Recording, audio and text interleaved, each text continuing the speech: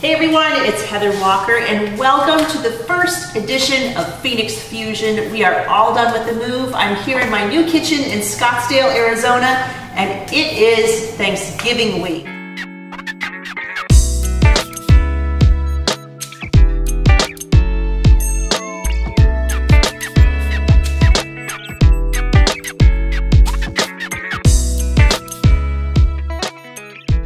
Compound butters are easy, fun, and quick to make.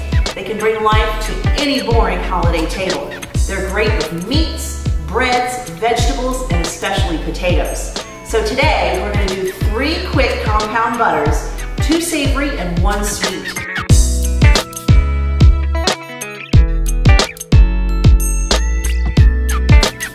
So I'm going to get started today with our rosemary, lemon zest, and garlic compound butter, and I'm going to start just by finely chopping some really fresh rosemary from my mother-in-law's garden at her house.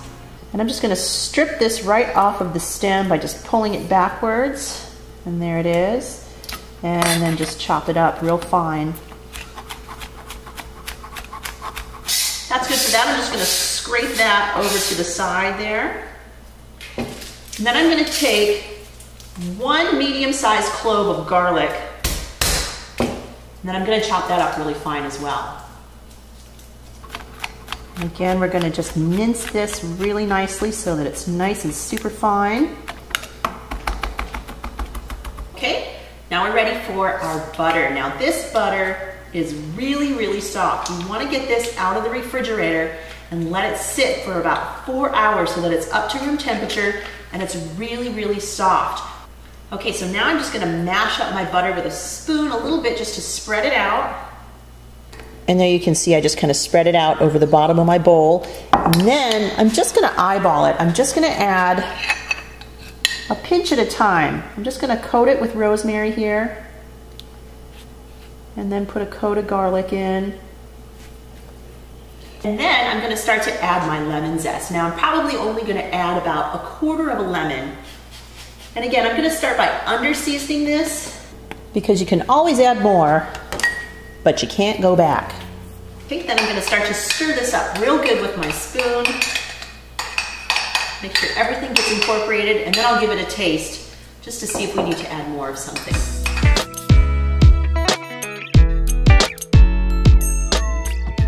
Okay, I'm adding more of everything because it was under seasoned. So I ended up adding all of that clove of garlic. I'm gonna add about 1/2 of a lemon zest. Then we ended up doing about 1/2 tablespoon to a tablespoon of rosemary, depending on how much you want in there. Okay, so I'm just giving this a final stir. I'm getting all of my lemon zest incorporated in there. That was what I finished up with. And then we're just gonna put this back into, I've got a small ramekin here that I'm gonna use. You can use whatever you want at home. A lot of people use cookie cutters to shape them in really cute little figures. I'm not a big cookie person, so I don't have all kinds of cookie cutters, but I do want to give it a nice shape and make it look really pretty when we put it on the dinner table. So I've got just a little Pyrex ramekin here, and I'm going to put it back in. That's all going to go back into my ramekin, and this was just 1 stick of butter that we used.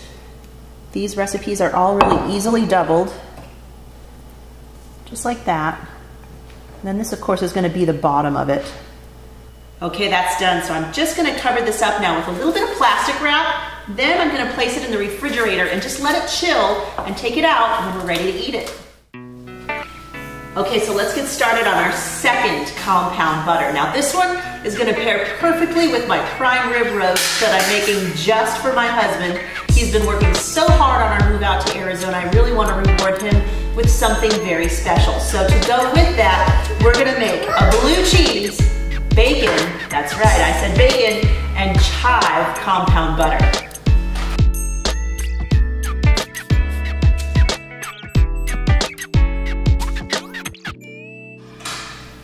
So I'm starting here with just 2 slices of really thick, wonderful bacon that I got nice and crispy, and I drained in a paper towel. I've got them in the bowl now, and then I'm just gonna add the butter to that.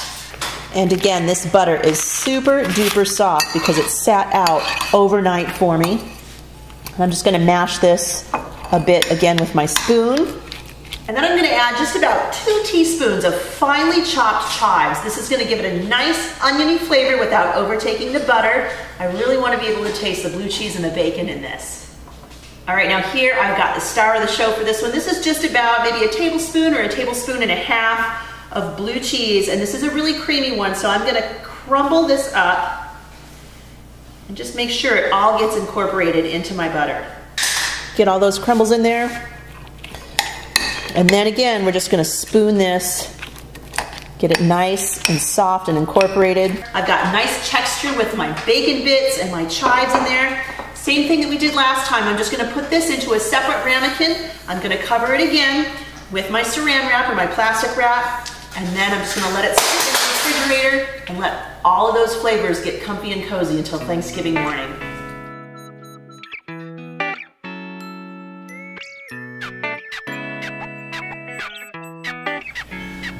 All right, so if you thought those two compound butters were pretty easy to make, this one is gonna knock your socks off. This one is our sweet apple pie compound butter. Now my mother-in-law makes a beautiful mashed yam every year, and she makes it kind of plain so that you can dress it up any way you want. You can go savory or sweet with it. This year I'm gonna go sweet because I'm gonna take just a can of apple pie filling here, and I'm gonna pour just a few of these apples out, and I'm gonna get these really finely chopped so that we got some chunk, but not too much chunk in them. Okay, that's good. So I'm gonna add about a quarter cup of this apple pie filling, again, into this really super soft, buttery goodness. And then I'm just gonna take a sprinkle of pumpkin pie spice. Now this is just gonna up the game a little bit here. Just about 1/8 of a teaspoon, just a pinch. Same thing again, we're gonna get this all combined, nice and smooth. This one's gonna be nice and chunky. We got all of our pumpkin pie spice in there.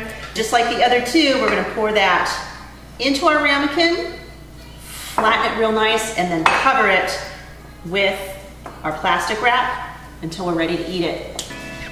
That's it for this edition of Phoenix Fusion, part 1 of Thanksgiving week. Come back soon when I'm gonna